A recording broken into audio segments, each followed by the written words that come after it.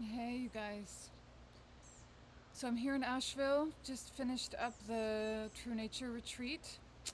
It was beautiful, it's enchanted here, and this is actually where we're going to have the September retreat that's open to everyone. So if you want to join us, I vetted it, it's 10 out of 10. I wanted to take a moment with you. I'm in 2 days on Beltane. I'm going to be teaching with Sufi Makadam, Julia Samaya Considine, and we're going to be holding an immersion called Consecrated. And I'd love to have you join. I'll tell you a little bit about it, but I also just want to take this moment to invite you into the essential beauty of what that is going to be, and to invite you into maybe however you might want to accomplish for yourself what we are going to hold for each other in this immersion. So what we're going to be bringing together is the wisdom stream of her mystery school, and some of the and most beautiful teachings from the Sufi tradition around the true nature of woman. And in with the joining of those two things at this time of Beltane, which is generally a celebration of fertility, the sacred marriage, for me personally, it's a time when I renew my vow, and I renew my vow to who I serve and how I serve, and what it is for me. I ask again what it is for me this turn of the wheel to hold my sexuality and hold my body and my nature in worship rather than usury, right? And it's, you know, during Beltane, part of the ceremonies, indigenous wise, and in my own experience, we have the Beltane fire, the Bell fire. There's a moment of purification, and then there's for me always a moment of reconsecration, and it's an important time for me because I take a moment to just sit and get a little honest with myself and assess, what choices have I been making? How do I feel? What's been the cost and what's been the beauty of the way that I've been, particularly with my sexuality, particularly with who and how I've opened or not, right? And to reconsecrate, meaning to remember again that all of this all of this is brought anew again and again, and that this ever deepening into sacred self regard, into what it is to create beauty through bonding and create liberation through intimacy and sexuality. This is what I reconsecrate. Anyway, so I'm welcoming you into that in whatever way you want to consider it, because this is a complicated terrain, and we all enter it with generally without a whole lot of um, trustworthy and articulate guidance, and the terrain of intimacy is complex, and to be able to take a moment that is actually supported by the movement of the earth herself and of nature and of of natural law, to take that moment and actually bring this past cycle of the seasons into purification and reconsecration, um, is the invitation of this time. It's the invitation of this immersion. The context in which we're going to be consecrating is within these practices and sensibilities in which we can actually return our erotic potency into the protection of our own sacred self-regard, right? So we're especially bringing together the Sufi teachings, which have a lot to do with sanctity, with the heart, with veiling, what it is to be subtlety.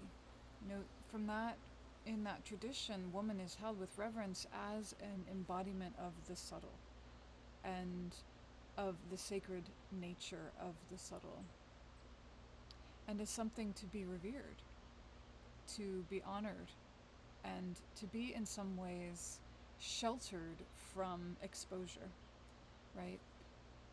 So when we, to free your erotic potency into the protection of your own self-regard, that is, to me, that's a really important reunification. We could simplify it as the virgin whore. I don't experience it that way quite. Those are archetypes. Um, yeah, I don't frame it that way in my world. For me, it's more, there's part of the deep feminine nature that must be skyclad, meaning skyclad, open to the sky, free, the wind touching you, opening, erotic current moving through you, and just filling and expressing, right? And free to be moved by what it is that women can actually, the potency that we can actually open to have that, to be skyclad, and at the same time to be veiled in some ways, to know ourselves in the place of who do we become and what opens inside of us when we are sheltered in the way that you would shelter something sacred, in the way that you would veil something that just isn't for everybody's eyes. Right, so this is what we're going to be working with, invoking both of these things, and, all of us kind of assessing and feeling where we are and filling in the gaps there. Is it time, it's about a fullness inside of a containment, right? We say, we say it in the school, and it's one of the taglines, I guess, or one of the invitations in the immersion, is to really, to consider, to recognize that excess leads to depletion and overexposure leads to amnesia. So an excess of anything will lead to depletion, and depletion will lead then to excess. They create a loop. And how that expresses in, how that expresses in sexuality and intimacy is related to discernment, right? Is related to quality over quantity. It is related to finding our way to the place where sexuality is actually, however it is for you, in all of your specificities, but that it has a nourishment in it, that it is here to restore you to a sense of your own essential nature, to open you, right? And to reconnect you with the entirety of creation.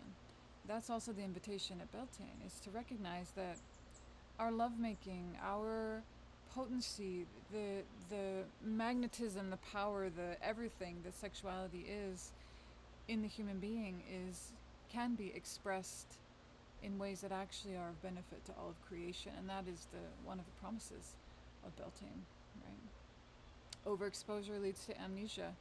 I don't think I need to tell you how overexposed female sexuality is, and is expected to be, and is kind of exalted as when it's really exposed. Social media, all the things, right? So, but that on some level leads to amnesia, meaning that overexposing something starts to kind of dim or occlude its true nature, especially its sacred nature.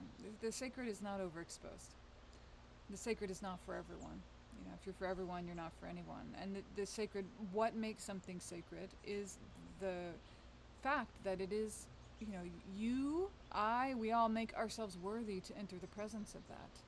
And we do that partly by reverence, right? And I think it's an unnecessary and unfortunate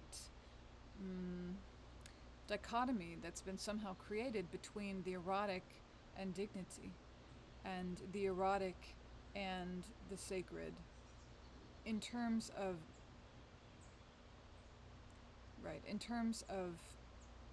kind of images of either one, right? So we're going to be bringing all of that down out of the pictures of things, out of the conditioning in you, and out of maybe the experiences of this past seasonal cycle, holding a moment of consecration.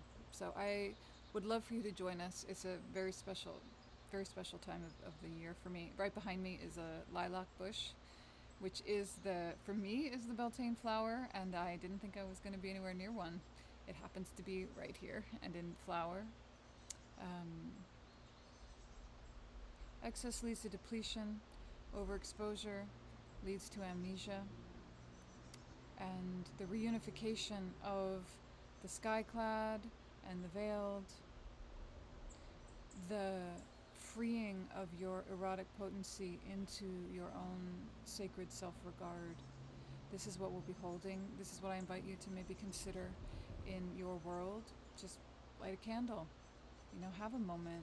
Let yourself be served by this time. If you want to join us, we're coming together on Beltane. It'll be recorded as well. And in the meantime, I'm filled with such, after this retreat especially, just such a consistent respect for all the ways in which woman expresses and all the ways in which that is holy. So wherever you find yourself this Beltane season, may you be blessed, may you be consecrated, and may you hold yourself in sacred regard. May you hold your erotic potency, your love, your passion, and your fullness inside of your own sacred self-regard, regardless of what's happening around you, and regardless of the way that anybody else may or may not be holding you. Blessed be.